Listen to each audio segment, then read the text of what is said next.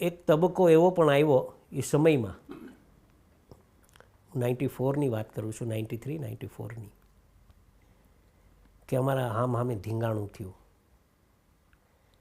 અને ધીંગાણામાં એમના પક્ષથી અમારા હાથે એકનું મૃત્યુ થયું.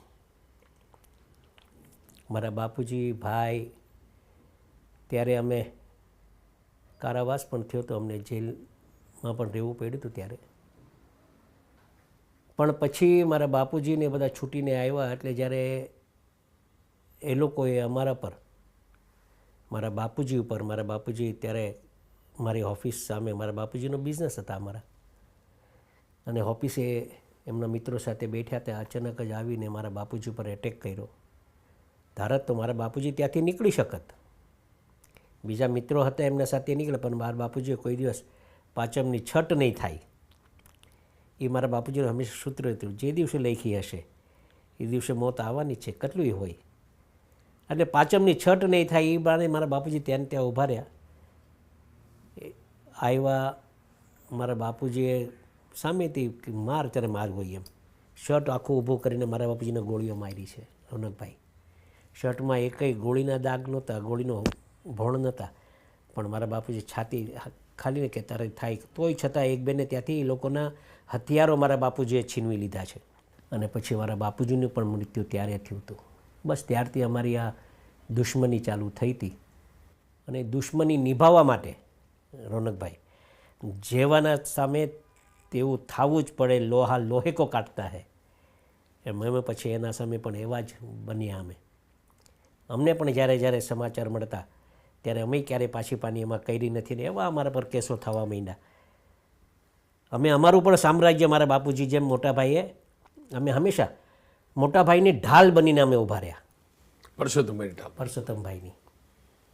કેમ કે હવે આ બધું બન્યું છે એટલે પછી હવે જરાય અંધારામાં ન રહેવાય એમ. અને હવે એ લોકોએ ટાર્ગેટ પછી મોટાભાઈને કર્યો હતો.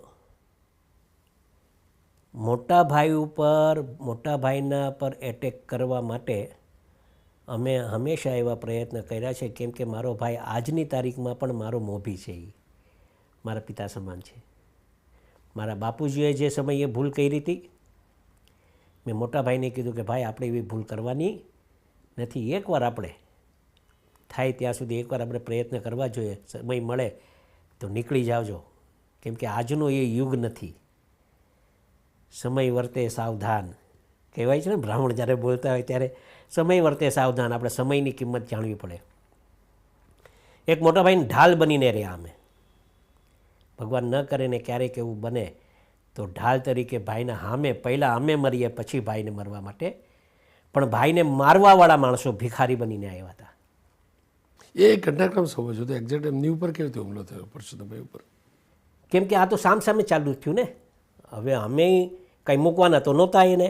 અમને જ્યારે ખબર પડતી હતી એટલે અમે ત્યાં પહોંચી જ જતા હતા. ભાઈ મરવા માટે તો ક્યારેય બીતા જ નહીં અમે.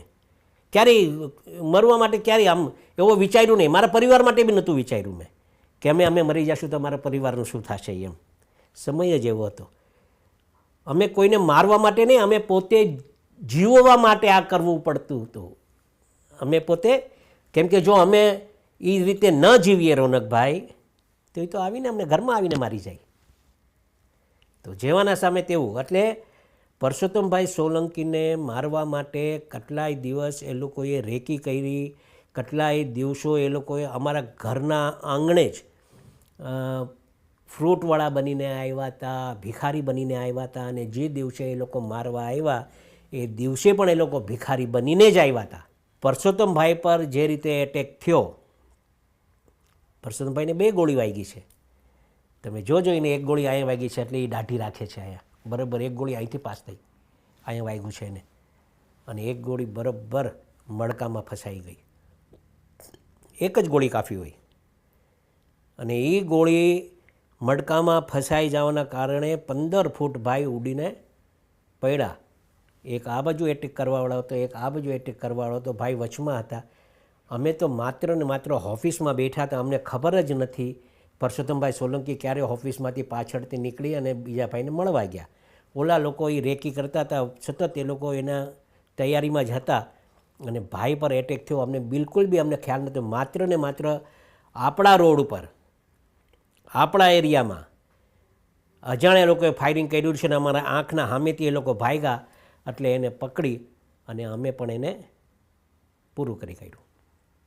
તેઓમાં જરાય શરમ. પબ્લિક કેસ એ સમયે બન્યો તો. એ સમયે ભાઈ નગરસેવક અને એ સમયે ભાઈ પર આ એટેક થયો એટલે અમે એ બે જે પ્રથમવાર બોમ્બેમાં એવો બનાવ બન્યો કે જે મારવાવાળા આવ્યા હતા એનું મૃત્યુ થયા. એ ભાઈ પર ભિખારી બનીને આવ્યા હતા અને ભાઈને ક્યારેક ક્યારેક મટકામાં તકલીફ પડે છે ને, તો ભાઈને બહુ તકલીફ એ માટે જ પડતી કેમ કે મટકામાંથી ગોળી કાપીને કાઢી હતી. એ એક જ એલજી કાફી હોય, એક જ ગોળી કાપી હોય, પણ કુદરત ઈશ્વરે અમને એ સમયે બચાવી લીધા અને પછી અમે અમારી દુશ્મની નિભાવી. અચ્છા, પરસોત્તમભાઈ દાઢી વધારવાનું ગોળી વાગ્યા પછી છે? અહીંયા છે ગોળીનું નિશાન છે ભાઈને, જોજો તમે ધ્યાનથી. આજે પણ અહીંયા નિશાન છે એની ગોળીનું અને એક મડકામાં ગોળી વાગી છે. તો પરસોત્તમભાઈ ભાઈ કેવી રીતે કહેવાય અને તમે ભાઈના ભાઈ કેવી રીતે કહેવાય? બોમ્બેમાં એટલે આપણે અહીંયા રિસ્પેક્ટ એમ ભાઈ તરીકે આપણો એક મોટા ભાઈ હોય એ, પણ ત્યાં ભાઈની એક અલગ વ્યાખ્યા જ અલગ છે એની. ત્યાં ભાઈ એટલે ભાઈ લોક. હવે આ બધું થવા માંડ્યું તો લોકો ભાઈ ભાઈ ભાઈ કહેવા માંડ્યા, તો ભાઈ ભાઈ ભાઈ કહેવા માંડ્યા તો સ્વાભાવિક રીતે છે લોકો એને બીજી દ્રષ્ટિથી જોવા માંડ્યા. ગુજરાતીઓ હોય આપણા તો કેમ છો હીરાભાઈ એમ કરીને વાત કરે, એ એક રિસ્પેક્ટની વાત છે. પણ ત્યાં બોમ્બેમાં ભાઈ એટલે એ બીજા પ્રકારના ભાઈ એમ, કેમ કે એ પ્રકારે હવે અમે બી જીવન જીવવા માંડ્યા અને નાના મોટા પ્રશ્ન હોય તો ભાઈ પાસે જ આવે. ભાઈ નાના મોટા કાંઈ તો ખંડેરીવાળું બી બહુ ચાલતું. અરે એ સમયે અમારા રોડ પર જબરબંધીનો દીકરો હોય ને, આજે પણ આવો તમે અંધેરી ઈસ્ટમાં નાગરદાસ રોડ અને માત્ર સોલંકીભાઈનું નામ આપો, આ વેપારીઓ આજે બી એમ કહી આજની તારીખમાં કે ભાઈ હીરાભાઈ પરસોત્તમભાઈ તમે અહીંથી ગયા ગુજરાત પછી ત્રાસ ચાલુ થયો, બાકી એ પહેલાં તો એક જબરબંધીનો દાદાગીરી દાદો હોય ને અમારા રોડ પર તો નહીં. કોઈ વેપારીઓને ફ્રી હેન્ડ કામ કરવાનું, એક વેપારીને કોઈ નુકસાની થાય તો એની દુશ્મની અમે ઓરી લેતા. તમને એક દાખલો કહું, અમારી ઓફિસના 4-5 ઓફિસ ખોલીને છે ને જ્વેલરીની દુકાનો હતી. જ્વેલરી સમજે કે નહીં, સોનાની દુકાન, સોના ચાંદીની દુકાન. એને એકચ્યુઅલી લૂંટવા માટે આવ્યા હતા લોકો, રાઈટ. અમને ખબર નહીં. અમે અમારા મોટા ભાઈને માત્ર સેફટી, અમારે આપને કહી દઉં રોનકભાઈ, બહુ સમજવા જેવી વાત છે કે એક અજાણ્યું વ્યક્તિ, અમે કેટલા છોકરાઓ અમારા ઓફિસના, અમે આખું સામ્રાજ્ય અમારું હતું, રાઈટ. અને ઓફિસના બહાર નીકળો એટલે આખા તમે આમ કેટલા તો છોકરાઓને પાસ થઈને પછી ભાઈ સુધી પહોંચતા લોકો, રાઈટ. અમે બધા હતા. પછી આ ઓફિસને લૂંટવા માટે એકવાર અજાણ્યો માણસ નીકળ્યો હોય તો એ બરાબર અમારા નજરના સામે આવ્યો હોય કે આ અજાણી વ્યક્તિ અહીંયાથી નીકળી છે. એ બીજી વાર અજાણ્યો માણસ પાછો એને એ આપણા ઓફિસના સામેથી નીકળ્યો હોય તો બીજી વાર એ નજરમાં આપણે આવી ગયો હોય તો એને ધ્યાન ઉપર રાખે. પણ જ્યારે ત્રીજી વાર નીકળે ને તો અમારા ઓફિસના પાછળ હોય. સમજ્યા? એની ઇન્ક્વાયરી ચાલુ હોય, ભાઈ તું શું કોણ છે, ક્યાંથી આવ્યો છે, શું કામ આવ્યો, 3 ફેરા ત્યાં તારા. કેમ કે અમે તો એ દ્રષ્ટિથી જ જોતા. કોઈ બી હોય ડાયરેક્ટ ભાઈ સુધી પહોંચે નહીં. એ સોના ચાંદીની દુકાન લૂંટવા લોકો આવ્યા હતા. હવે અમને તો ખબર નહીં, બરાબર, હથિયારો સાથે હતા.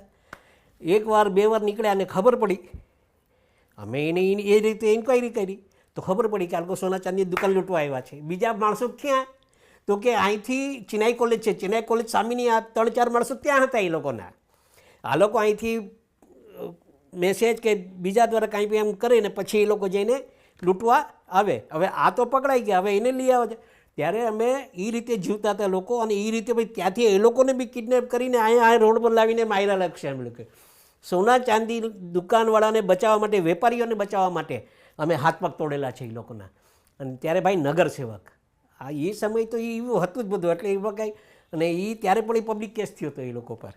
એટલે આ અમારી ઇતિહાસના આવા બધા ભૂતકાળના પન્નાઓ છે જેને આજે બી અમે સ્મરણ કરીએ તો કેટલો બદલાવ આવી ગયો અમારા ઉપર.